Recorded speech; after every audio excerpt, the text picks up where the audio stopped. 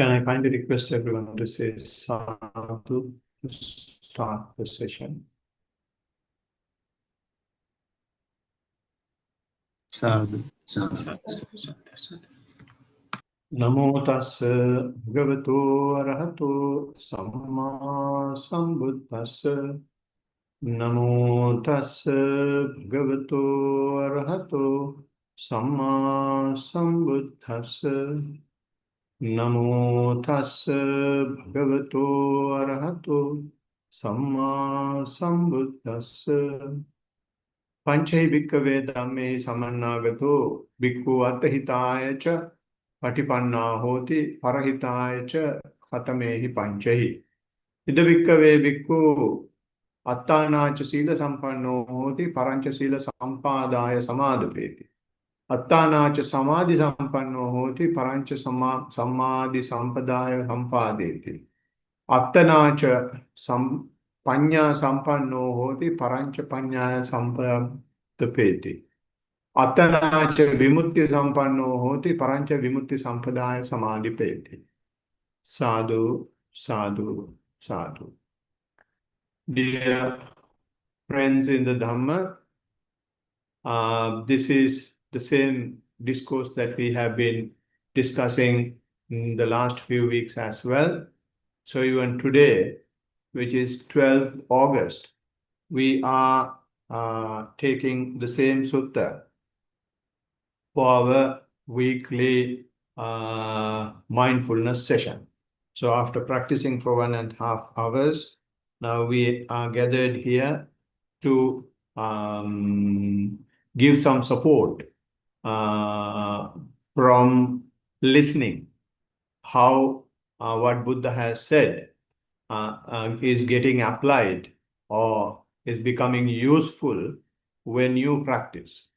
So this particular sutta, as it suggests, it says Attahitaya Parahitaya, which means welfare of self and welfare of others. Because the world today, most of the people are considering only welfare of self, and there is no welfare of others. So as a result, there is a huge friction. When you become centered only about yourself, you completely ignore the rest of the world, not only the living beings, even the environment is ignored. So you some or other want to make best for you so far as the matter is concerned, so far as the materiality is concerned. But the blessed one says, and there is also another very limited group of people, they are not considering about self, but they are considering about only others. So which is also having a huge imbalance. And therefore Buddha says, no, when you do something for others, you should also be able to enjoy that. So therefore, if you give something to somebody else, you should have it before you give it. And therefore Buddha has Buddha has preached us, highlighted and shown us that there are 5 things, the best 5 things that one can access, one can possess, and one can enjoy, and at the same time that one can give to the others. So those 5 things, we have already discussed 3. So the meaning of the verse I recited is, Buddha says, because possessing 5 qualities, a bhikkhu is practicing both for his own welfare and for the welfare of others. What 5? A bhikkhu is himself accomplished in virtuous behavior and encourages others to become accomplished in virtuous behavior. And number 2, he himself is accomplished in concentration and encourages others to do so. And number 3, he himself is accomplished in wisdom and encourages others to do so as well. And number 4, which is our topic today, he himself is accomplished in liberation and encourages others to become liberated as well. So now, today, before coming on to the liberation, I just want to remind you what we have been discussing. Becoming virtuous means you will have some monitoring, you will have some surveillance over your morality, over your ethics, especially transgressional defilements. In other words, you will restrain from your physical and verbal deeds. So that we call moral behavior. And that moral behavior is not just done just because Buddha says or just because we have precepts. We are doing voluntarily. Nobody is going to punish you if you don't do it. But of course, if you do something wrong, the government will punish. But we are not doing it just because we are scared of the God or scared of the hell or anything, any other superpower that we don't know. We do it because we know that it is the best that one can do for the society. If there is something that you don't like yourself happening to you, don't do the same thing to the others is the norm. That is the morality.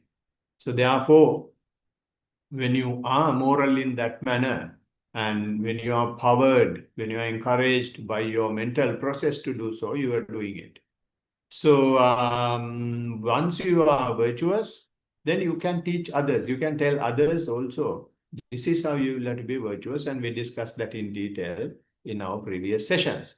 And the next one is when you have some control over your, the word control is not very appropriate though, over your physical and verbal processes, you also need some surveillance. You also need some supervision over your mental process. So, because the mental process is the one which encourages verbal and physical process. So therefore, Buddha says, in order to go to the bottom of your welfare, when you are accomplished in virtue, it is better for you to accomplish in mental restraint as well. So for the mental restraint, what we do is we start practicing. We start practicing how the mind can be restrained. So these restrainments have been done even before Buddha. Even before Buddha, people have been meditating, people have been practicing. They were able to have some rather a supervision. They were controlling the mind. In other words, they used one object and they were consistently maintaining their attention to that object. So when you consistently maintain their attention to that object, then your mental process will not continue the usual way, going around all over the universe and playing hell, right? So when the mental process is not having any supervision or having any control, it plays havoc. Right? So, but if the mental process is given one object, and if your attention is only on that all the time, then there is a control over your mind. But Buddha said it is not right. So when that happens, what happens is actually the poor qualities or the defilements or the taints in the mind are getting suppressed, not that they are getting eradicated. So therefore, what Buddha introduced was for us, the practitioners of the Buddha or the followers of the Buddha, he said to be mindful. To be mindful in the sense, let you take an object and try to maintain your attention to the object. But if you can't, doesn't matter. You just be aware that you are unable to do it. So what he taught is rather than directly accessing concentration, he taught people to be concentrated when many objects are there. So before Buddha, one object was taken and it was mastered. But Buddha said, be mindful. Be mindful means be aware. In other words, be vigilant. By being vigilant, what happens is you are not just only on one object. There will have so many disturbances. There will have so many things happening at the same time. When you try to observe, when you try to pay your attention, then you don't pick anything. You choicelessly be aware. So when you choicelessly be aware, although there are so many things happening around you, although the mind is playing havoc, you will not get involved in it. But if you try to take one object and try to have your attention to that, what happens is you are getting involved with the natural process of the mind. So therefore, Buddha says, don't get involved. Just try your level best not to choose anything. Then when that happens, then also you get a concentration. That concentration is the best concentration that Buddha is teaching us. So for that, you require not just mindfulness, you require the mindfulness to be kept to the fore. Mind should be in the driving seat. Mindfulness should be in the driving seat. So when the mindfulness is in the driving seat, then mind will be playing its usual game, but its strength will over time weaken because you are not providing fuel to it. And again, this was also discussed at length in the previous sessions. And in the last session, we discussed panya, or in other words, the wisdom, how you accomplish wisdom, and how once you accomplish this wisdom, you will be able to tell how others will be able to accomplish that as well. So there, as a result of having the concentration that Buddha taught us, as I said, you will be choicelessly aware, irrespective of number of objects that may be around you. So when that happens, since you are not just concentrating or focusing only on one object, what you will simply see is that things are changing all the time. Sometimes your attention will be with the breath, sometimes your attention will be with the sound, sometimes your attention will be with thought, sometimes attention will be with pain. And when you observe any of these things, they won't last long and it just keep happening. So you start observing all these things. So when you start observing this shifting phenomena, moving phenomena, changing phenomena, your mind get used to that. Your mind get used to be away from the rat race of the mind, be away from the usual dancing of the mind. The mind dances as usual, but you don't try to poke your fingers, and that gives you an indication. Things will not run the way you want. Things are running, taking its own course and own way of behavior. But I have an ability to observe them. When you keep on observe them continuously for a long time, then you will learn that I have got nothing to do. Mind will get used to that notion. Mind will get used to that nature, right? So when you get used to that nature, it's a change in the mind. All this time before we practice, what mind was telling us, what our parents were telling us, what our teachers were telling us, were that we are able to change everything. But when you keep on observing yourself in this manner, you gradually start learning that you can't do anything. Even your own breath, you can't control. Even your own attention, you can't control. So let alone others.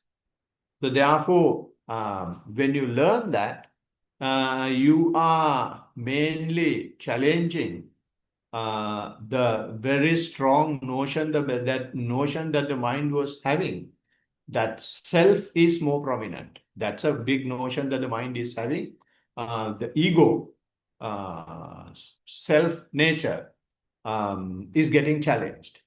So when that gets challenged, only your wisdom start arising. When that gets challenged, only you will gradually start accepting that things are changing and it will not stay the way I want. And even my breath, when I was observing at the very beginning, I was able to observe, but over time it shallows down, over time it fades away, and it comes to a point that I cannot observe my breath. And also, although I am sitting and observing, although I am walking, although I am unable to have my attention to the walk, and the walk is happening on its own. And after some time, even while walking, I feel sleepy. Even while walking without any issue, I won't be able to lift my own leg and keep the leg in the place I want. And it moves somewhere else and it lands on somewhere else.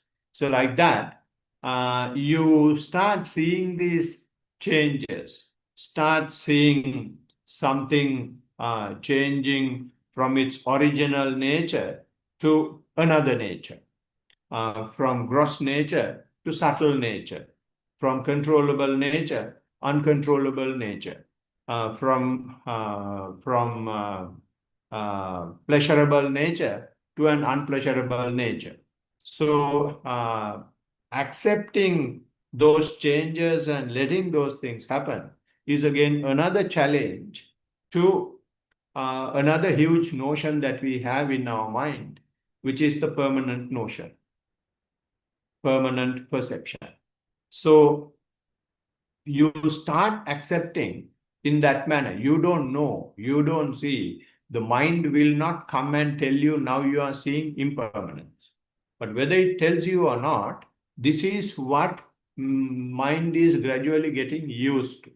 So therefore, since you keep the mindfulness to the fore, only you are able to see these things. If you don't keep the mindfulness to the fore, before Buddha, what happened was when the breath got subtle, when things start moving, changing fast, and they decided that they become that they are eternal and they will not change, and that is you. But Buddha said, yes, it is moving fast, it is changing fast, but just keep observing, don't make any decision.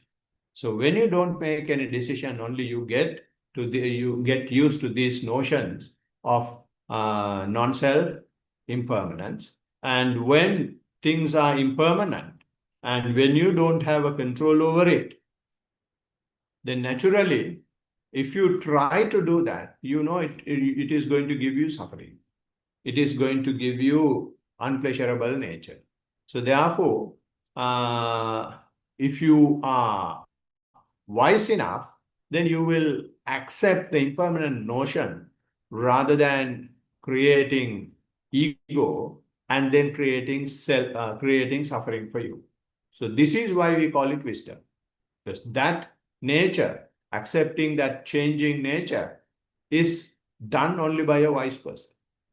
And unwise person, in other words, those who are not practicing, they at least don't have an opportunity to see this. So when you see this after practice, then being a wise person, you will be away from that frictional mentality. Therefore, not completely eradicate suffering, but you see that there is a light at the end of the tunnel and you can keep practicing. So when you keep practicing in this manner, and today's topic is accomplished in liberation and encourages others also to accomplish in liberation. So that's the topic today. So we will see how what we have got to learn in this liberation. So when you become wise and when you have seen this nature, impermanent nature, non-self nature, and suffering nature of our existence, which is our physical process and the mental process. So these three natures, three characteristics are available everywhere. But specifically, Buddha is talking that this wisdom you're not talking about impermanence of outside, impermanence of your parents or of your partners or of your siblings or of your friends and the rest of the world. This impermanence you should see in yourself. This non-self you should see in yourself. And suffering you should see in yourself. Then only you will be liberated. So for that, this is a question. If I may bring another discourse that we have discussed in the past to support what we are going to discuss. Buddha once met, rather than Buddha met that person came and saw Buddha, and his name is Kundaliya. When Kundaliya met the Blessed One, Kundaliya asked, why are you wearing saffron robe? And why are you living homeless? Why are you living like a beggar? Why are you living without a wife? Which we call abrahmacharya or celibacy. Why do you have a celibate life? Then Buddha says, I am living this life for my own liberation. Then he immediately asked, what have I got to do to be liberated? So then Buddha said, in order to become liberated, you should be developing 7 factors of enlightenment. Then he asked, what have I got to do to get to 7 factors of enlightenment? Then Buddha said, you will have to develop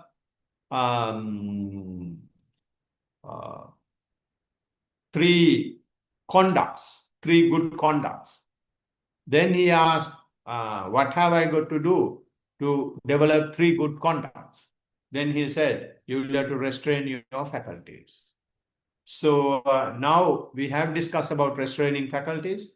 We have discussed about 3 good conduct, which is good conduct of the mind as well.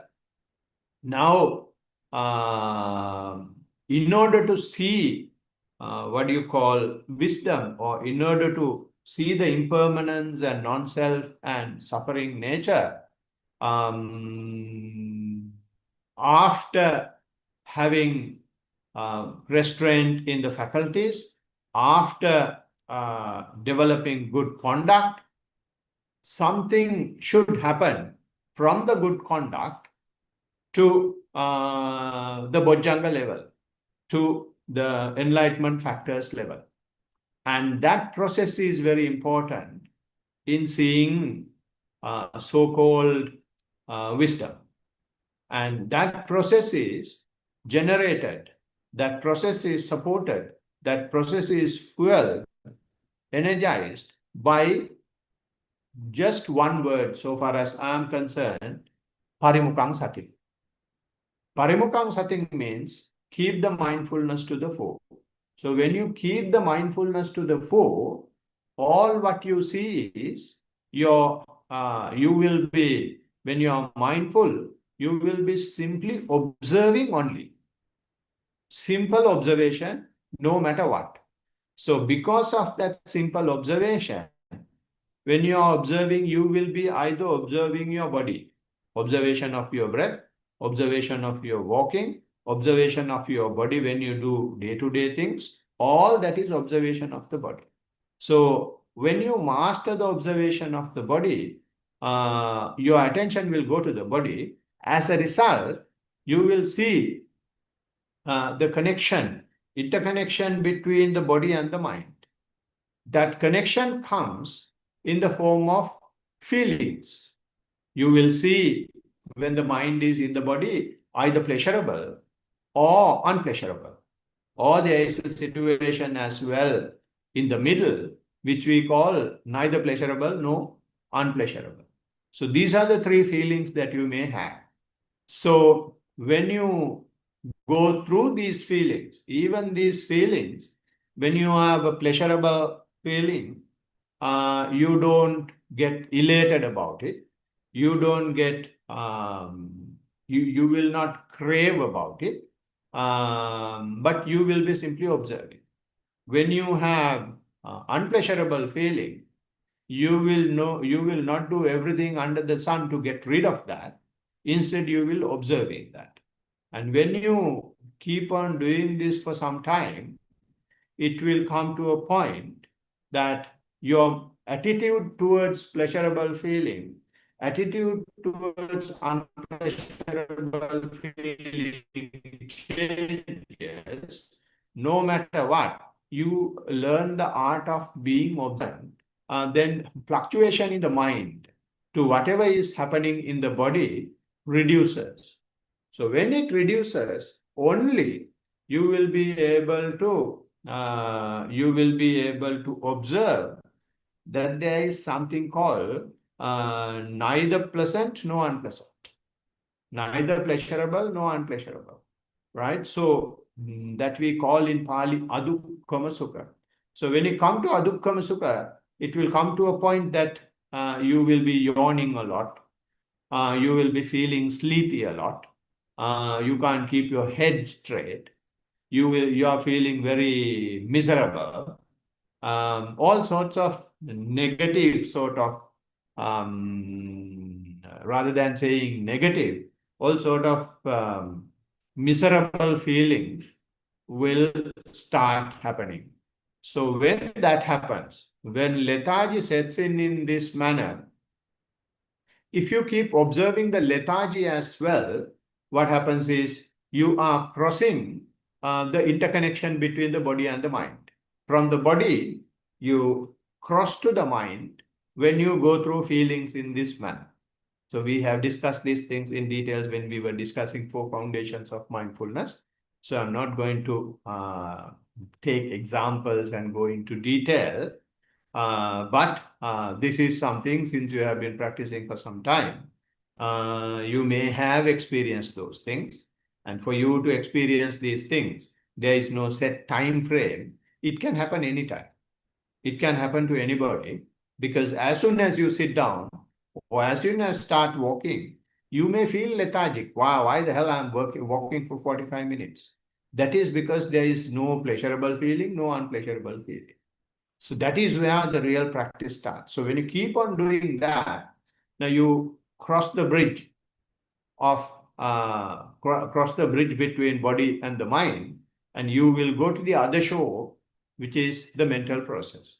So in the mental process, also you will see all lots and lots of thoughts, and so many conceptualization is happening. And when you see these things, thoughts are coming uncontrollable and continuously going, a lot of internal chatter, lot of unwanted things and unexpected things, never thought of things are happening, which means now you have gone to the other side. Now you see the function of the mind. This was there even before you practice, before you started your practice, but you never knew something like that is there. Now you have opened the bonnet and open the engine, and you see the nitty-gritty of the engine. And the best thing is, when you see the nitty-gritty of an engine, in our case, you have not stopped the car. We are observing the running vehicle. But in a garage, that does not happen. They stop the car. Therefore, you can't really see how it works.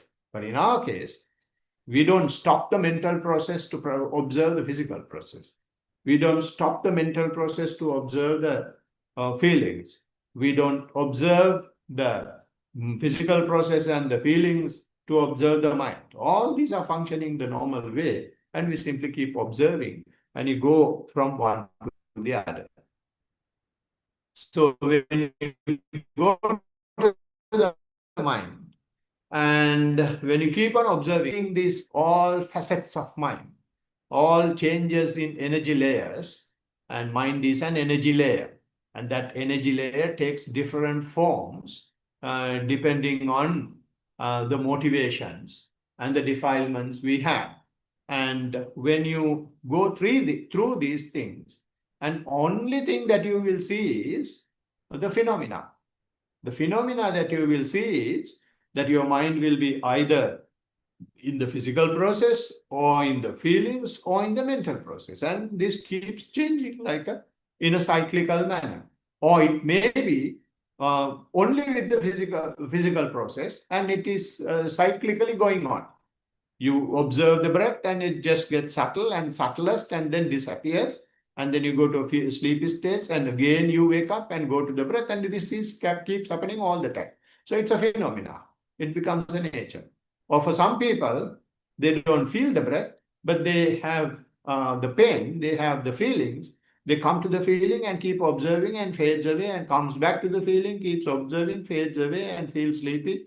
Again, after some time, starts feeling, and then it keeps happening. For some other people, it's only thoughts. They have so much of thoughts and just keep observing and gradually fades away, and then just go to an unknown area, a sleepy area, and then once again thought starts, and then again keep observing like that it is happening. Or for some other people, they have breath and then they have feelings and then they have thoughts, and then again they come to the breath and then feelings and then thoughts, and they may go in the full circle, full cycle, and so many cycles will happen. So this is a phenomenon. So what I want to say is, when you keep the mindfulness to the fore in this manner, only thing will happen is you will be seeing the four foundations of mindfulness. Since you keep the mindfulness to the fore, you have an opportunity to see four foundations of mindfulness. Before Buddha, they did not see four foundations of mindfulness. They had only the first and second. Even in the third one, they could not go through when they go through the mind, they could not go through the full cycle of the mind. So therefore, after Buddha introduced mindfulness to the four, they were able to observe these four pillars where the mind gets parked in. So when you keep on observing this cyclical change, and maybe in one of them or maybe in all of them, what happens is more you observe, more the number of cycles happens. In other words, the frequency of happening will get gradually improved. So when the frequency is improving, you start seeing very fast changes. You start seeing high velocity changes in the body, in the feelings, and in the mind, and in the phenomena as well. And this changing nature becomes so fast. And when you see it so fast, and then you have the ability to go deeper and deeper and deeper into your physical, mental, and physical and mental processes. When you are able to go deeper into the physical and mental processes in this manner, unhindered, unchallenged, then that state, that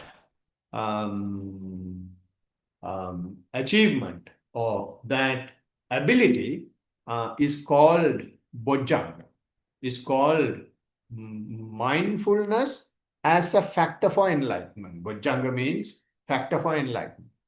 So when you are able to observe these things happening so fast, and when you dwell into your physical or the mental process in this manner, when you are able to see that, and that is called unhindered, unwavering, unchallenged mindfulness.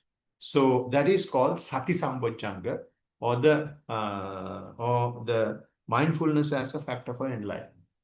So when you have sati sambojjhanga, as a result, you will have the next Sambhojjhanga, which is Dhamma Vichaya, which is investigation. And that is not something that you do, it is something that happens. So I'm not going to go into detail once again of these enlightenment factors because I have discussed these things under Kundaliya Sutta and even in Four Foundations of Mindfulness. So why I'm bringing this here is just to show you that when you come to the liberation state, the mindfulness has changed. Mindfulness has matured. Mindfulness has evolved. We initially start with simple mindfulness, simple awareness, choiceless awareness. And that choiceless awareness evolves into four foundations of mindfulness. When it evolves into four foundations of mindfulness and when you just let it go, and that becomes your new spiritual faculty. And that new spiritual faculty, what always observe is that you are unable to be with either the breath or the feelings or the mind or the phenomena. You only think that you will see is this unexpected and undesired constant change. So therefore, you may feel that it would have been better not to be mindful because our mind wants mindfulness to gain something, to have something pleasurable, and it does not want to see this changing phenomena. So therefore, you become very upset. You become very agitated. You become very confused. Why this changing nature is so prominent and why I can't keep my attention to one thing and why I am not happy. Because now you see, because your mindfulness has improved to a faculty level and you see the unhappiness that is being produced by our physical process and the mental process. So then Buddha says, seeing that unhappiness is a very good thing. You now be aware that you are unhappy. So Buddha says, appamadena na kampatiti sati balang. Don't get shocked. Don't get alarmed by your inability to be mindful the way that you want, because it is not possible. So when you are not able to be mindful just on one thing as you wish, and if you become worried about it, then you will just stay only in the faculty level. But he says when you become worried about it, you become mindful of the worry as well. Don't worry over worry. That is what is happening all the time. We trouble the trouble. We become a pain to the pain. When we become a misery to the misery. Buddha says, don't do that. All what you can see is misery. All what you can see is friction. All what you can see is unpleasant thing. Seeing unpleasant thing, we in the past have been trying to make it pleasant.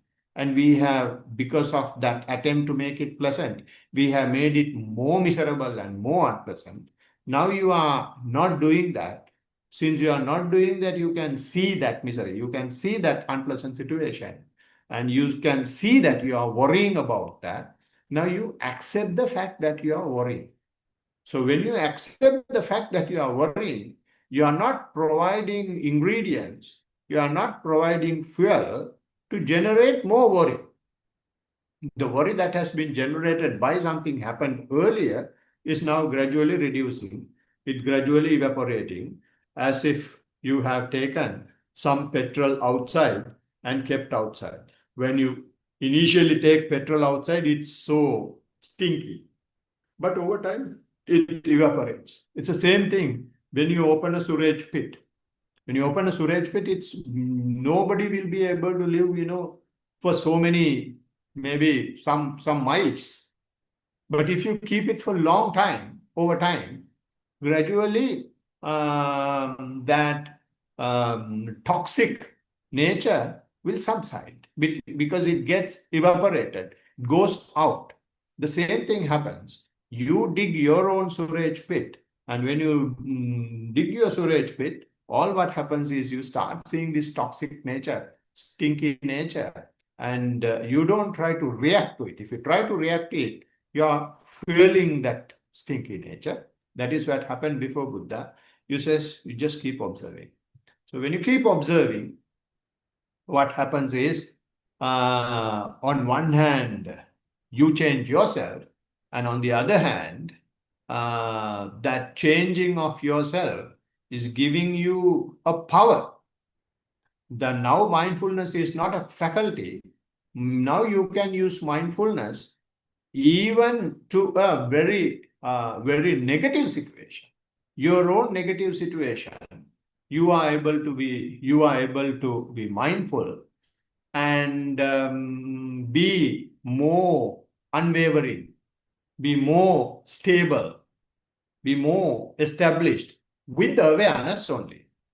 And your reaction, nature that you have had in the existence is gradually reducing. So because of that power of mindfulness, only now whatever that comes in your way, you just keep observing, and then only it becomes a factor for enlightenment. So when you have this factor for enlightenment, you see, as I mentioned earlier, the constant and consistent change in many things. High velocity in physicality, and high velocity in feelings, and high velocity in the mental process. And even you see the constant and very fast change in your own factors of enlightenment as well. And you think when you have developed your factors of enlightenment, you will be able to have it forever. You will be able to frame it and keep it on your wall, or you will be able to pack it well, put it in a pouch, and keep it in your safe. No, even the factors of enlightenment keeps changing, starts changing. Mindfulness, you have the mindfulness as a factor for enlightenment, or you have the other 6 factors of enlightenment. When you have it, because you have mindfulness to the fore, you know you have it. And when it disappears as well. And you know that it has disappeared. And you know that it is arising again, it is developing again. You become aware of that. And then when you keep on mastering that process, then only you will really master the Bojjhanga. Then only maturity of Bojjhanga will come. So in that maturity of Bojjhanga, also only what you see is the changing phenomena, and it confirms the wisdom. So when it confirms the wisdom, it is paving the way to get rid of so-called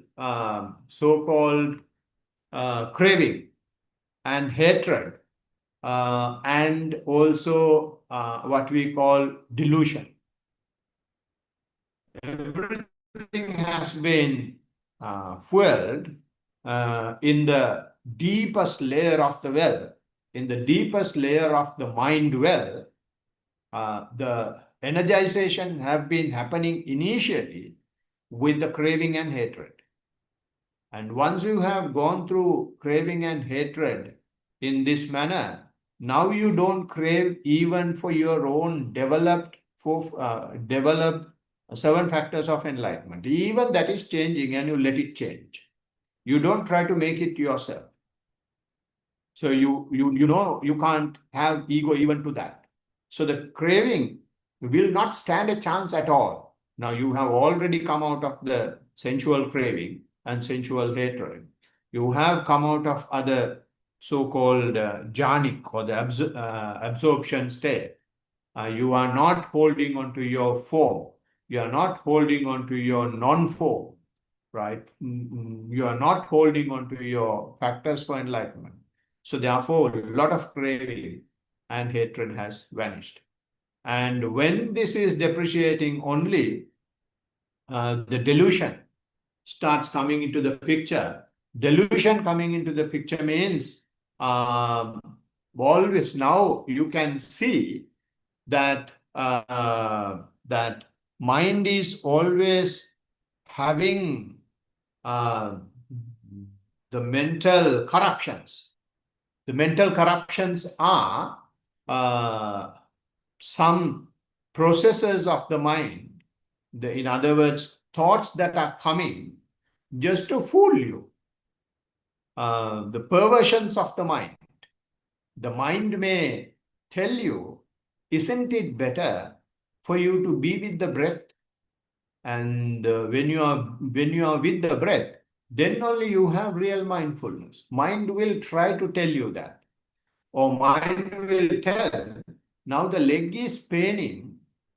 Isn't it better for you to change the leg or change the posture mindfully? Because your mindfulness will not have mindfulness. If you do it mindfully, nothing will happen to your mindfulness and mindfulness will continue.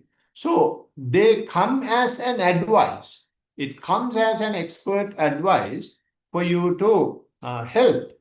But actually, it has a perverted nature. It has a cunning nature. What it is trying to do is, it is trying to, in a subtle way, establish hatred to one thing or establish craving to something else.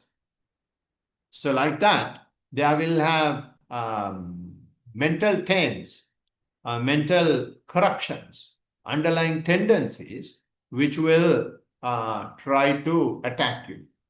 So those things can also be, when you observe, mind will ask you to do this. The mind will ask you to change the posture. But you see, that is also as a thought. Mind will tell you that, okay, now you don't have any object to pay attention to. So therefore, take breath. Mind will tell you. When the mind is telling that, you observe that as well instead of doing what the mind is suggesting. So in that manner, these subtle mental corruptions that comes as your savior is also kept at bay. So when those things are happening, when you master that, and when this happens, it's painfully slow and it is taking long time for you to master these things. And a lot of people, because this is a very, very subtle state, and these perversions are coming so fast, it does not take the time I am telling you. It happens in a fraction of thought moment, and you absolutely have no control over, absolutely may not have an opportunity to observe it. You may become a victim to those suggestions. But after happening it for some time, if you report that I am doing these things, then the teacher will be able to tell, yeah, those things are usually happening, but all what you will have to do is observe that as well. So after doing it and after reporting it many times, then gradually you will get used to observing that as well.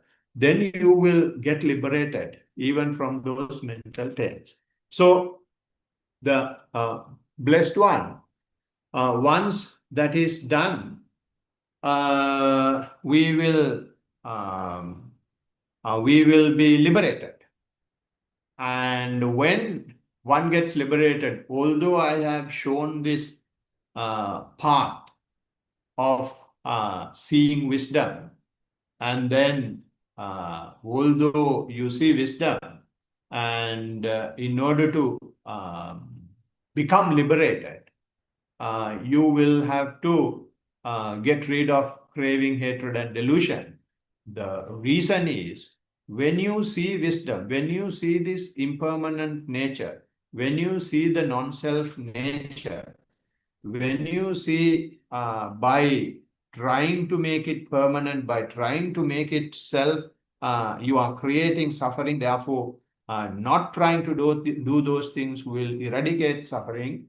When you understand that, when you get used to that mentality is also very soothing. That mentality also very attractive. So if you get attracted to that, again you will not get liberated. And that is what will be done by these mental corruptions. So therefore, although you become wise, you may not be liberated. This is a very good point, because the people who were practicing before Buddha, they came almost very close to wisdom, especially when they were going up in the absorption levels, from the first absorptions to eighth absorption. Higher you go, wiser you become. Although you come to the highest point, which is the eighth absorption, where you see this high velocity of changing phenomena, high non-self phenomena, they were not able to really, they almost saw that.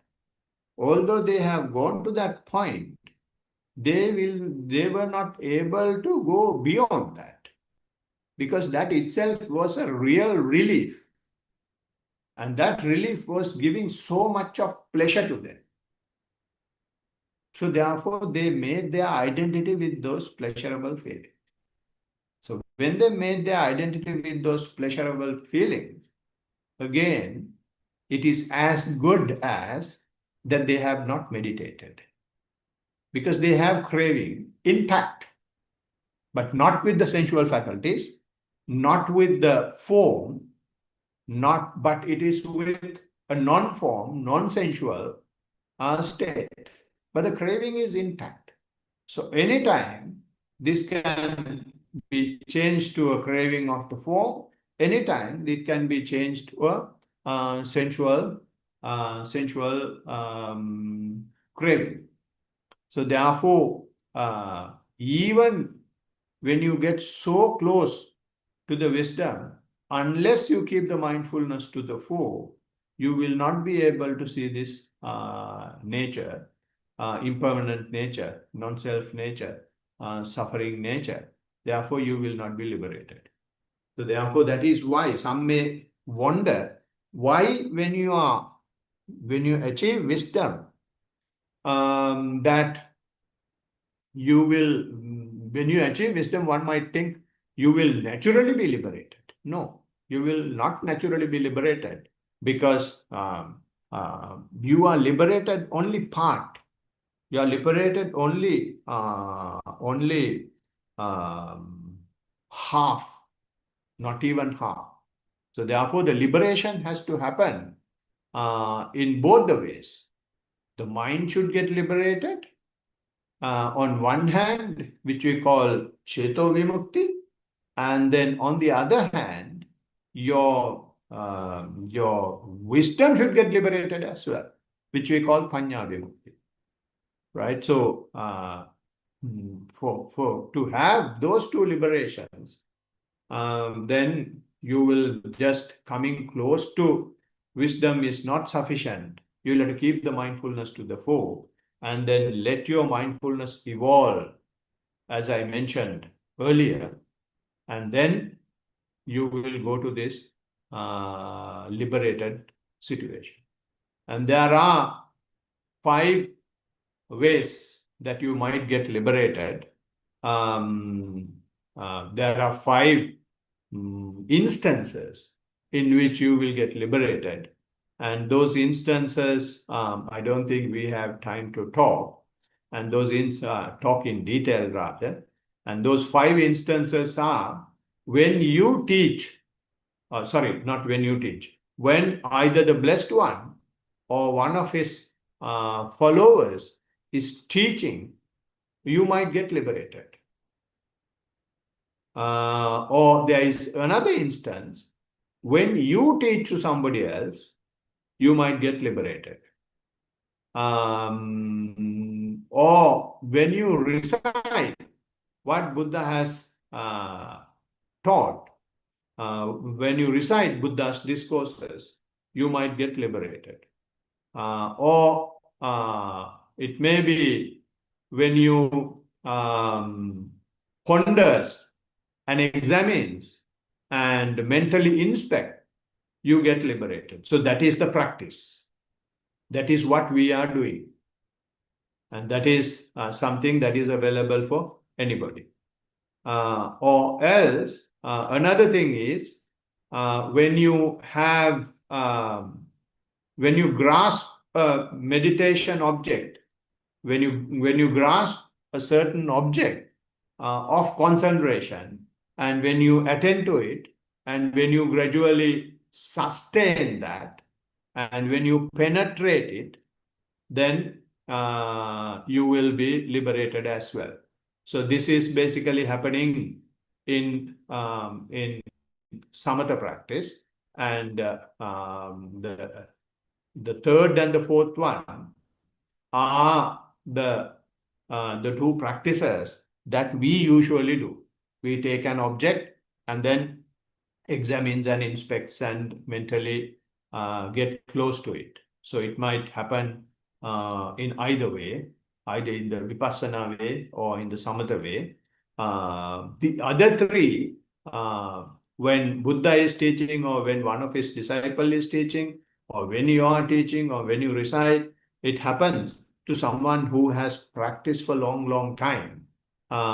Then when they hear the teaching, immediately they get clicked on. So this is why you may have heard during Buddha's time, Buddha says one word only, and some people become arahant.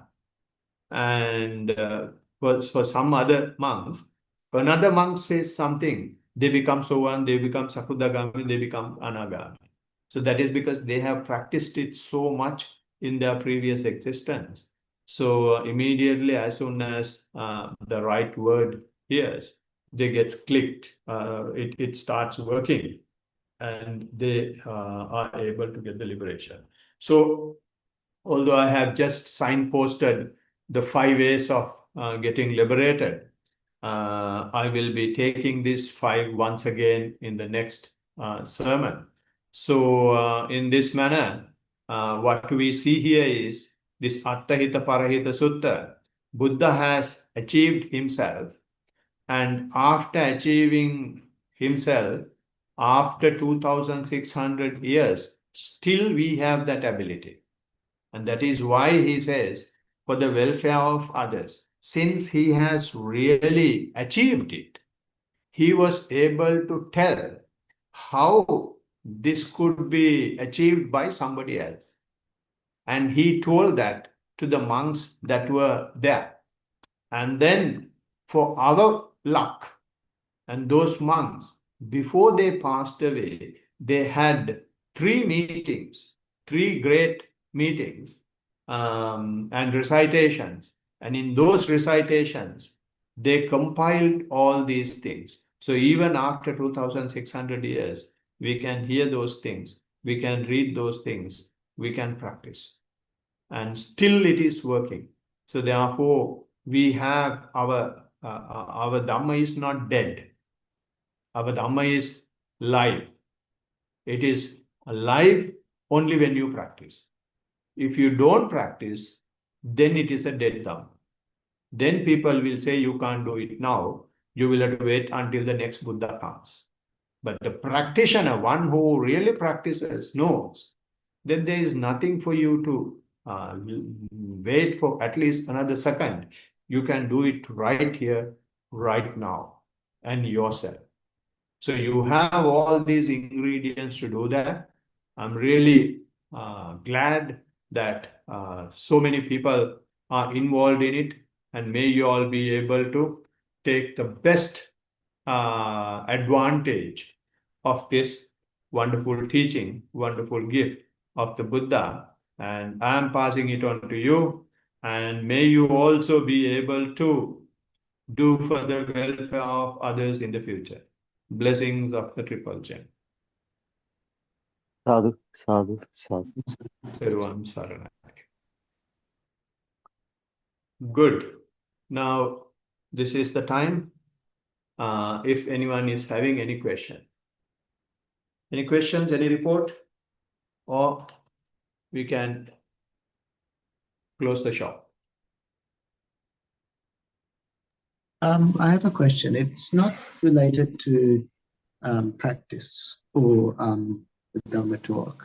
Yeah. But I remember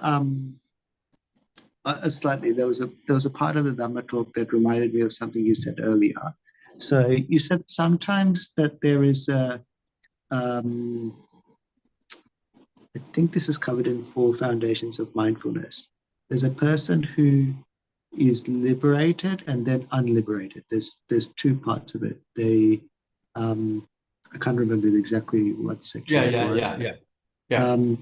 Does that mean like that person is prior to liberation, they experience both liberation and then the not liberation? Or does it mean that like someone who is liberated is like can be at sometimes unliberated? I'll give you an example. Yeah. I'm not quite sure whether this example is appropriate or right.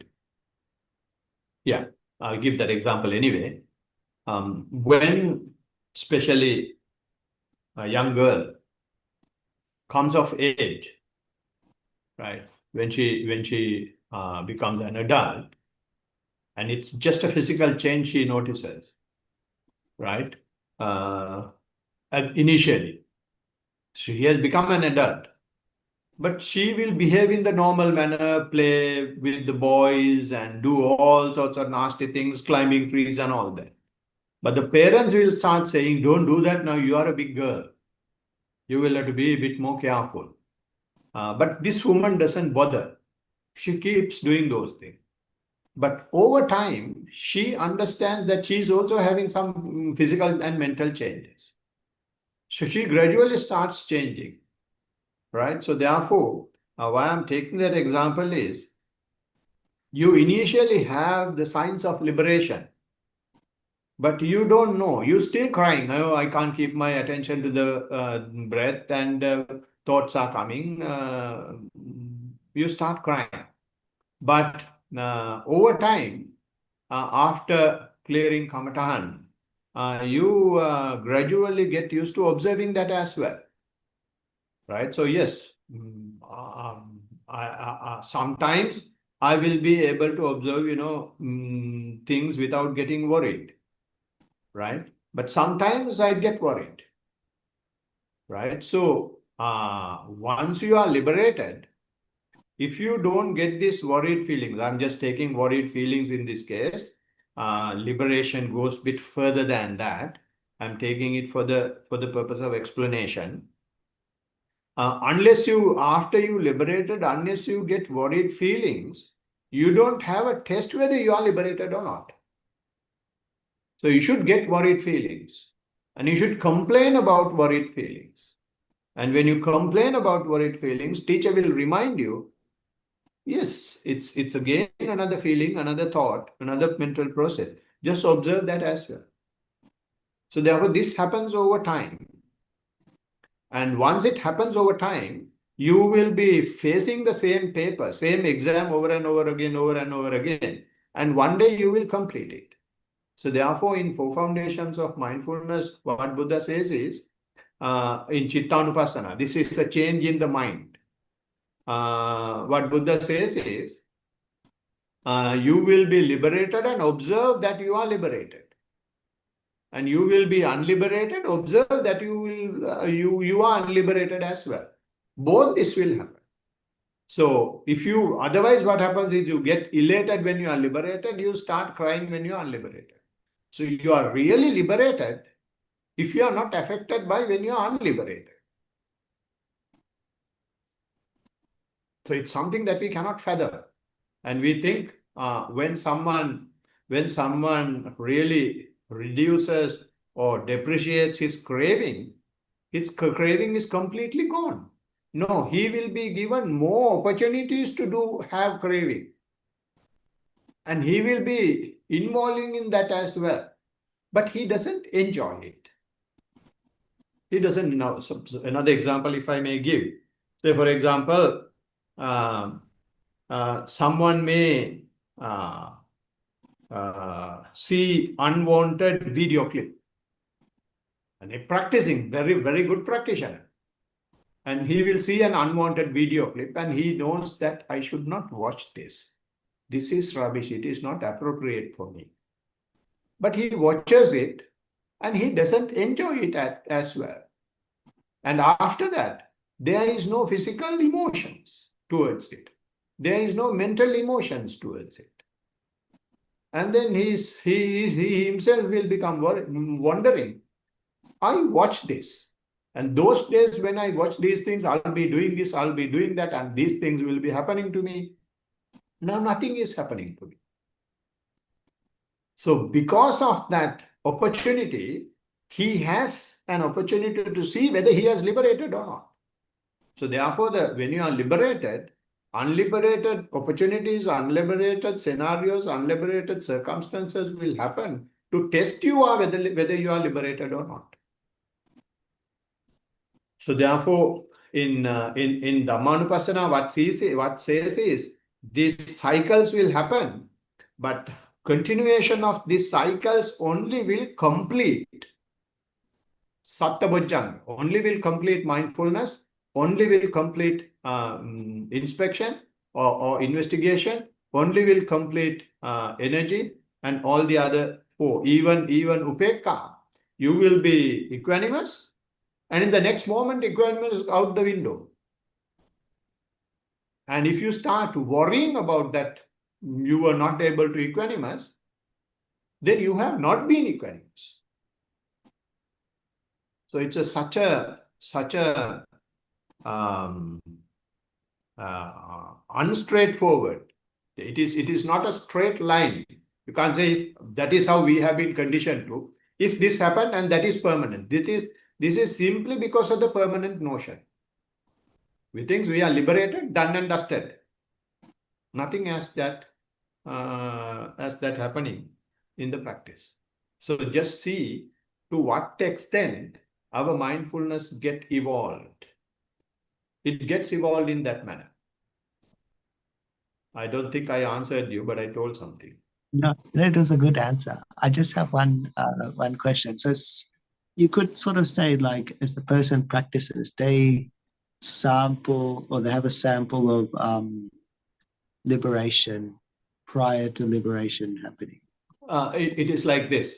The practitioner does not know liberated.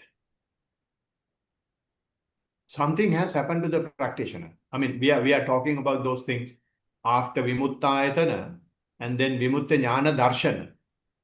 Right? So he will talk about an experience, but the teacher knows what's going on.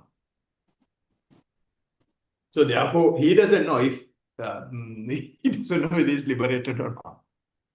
But over time, when you listen to the talks and when you listen to Kamatahan and when you listen to others Kamatahan, after you have achieved only, after some time you will be able to just join the dots and get slowly the framework of the picture, not the picture, full total picture, but the framework of the picture. That is enough, because when we are liberated, whether we know the whole thing or not is not important.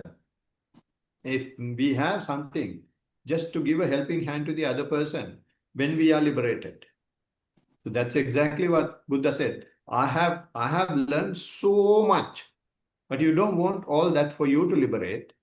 You don't want all that for you to teach someone else to liberate.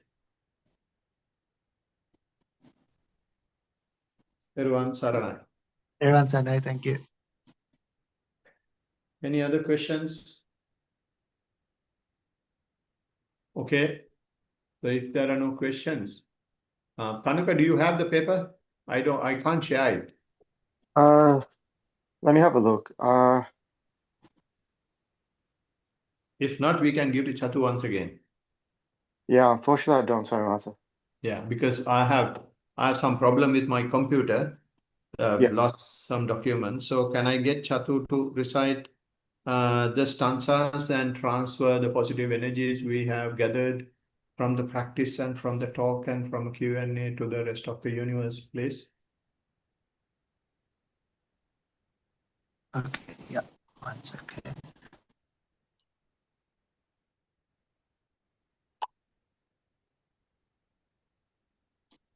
May all devas share the spirit which we have thus accumulated for the acquisition of all kinds of happiness and prosperity.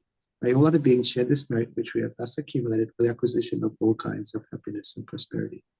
May all the beings share this merit which we have thus accumulated for the acquisition of all kinds of happiness and prosperity. May all beings inhabiting space and earth, devas and nagas of mighty power, having shared this merit, long protect the dispensation. May all beings inhabiting space and earth, devas and nagas of mighty power, having shared this merit, long protect the teaching. May all beings inhabiting space and earth, devas and nagas of mighty power, having shared this merit, long protect me and others. If by deed, speech, or thought, heedlessly I have done any wrong, forgive, O Master, O Victor, greatly wise. If by deed, speech, or thought, heedlessly I have done any wrong, forgive, O Dhamma, to be seen here and now, timeless. If by deed, speech, or thought, heedlessly I have done any wrong, forgive, O Sangha, practice well the incomparable. Let this merit accrue to our departed relatives, and may they be happy. Let this merit accrue to our departed relatives, and may they be happy. Let this merit accrue to our departed relatives, and may they be happy. By the grace of this merit that I have acquired, may I never follow the foolish, but only the wise up to the time I obtain Nirvana. By the grace of this merit that I have acquired, may I never follow the foolish, but only the wise up to the time I attain Nirvana. By the grace of this merit that I have acquired, may I never follow the foolish, but only the wise up to the time I attain Nirvana. Sadhu, sadhu, sadhu. Sadhu, sadhu, sadhu. Thank you everyone for joining. We'll see you next Tuesday.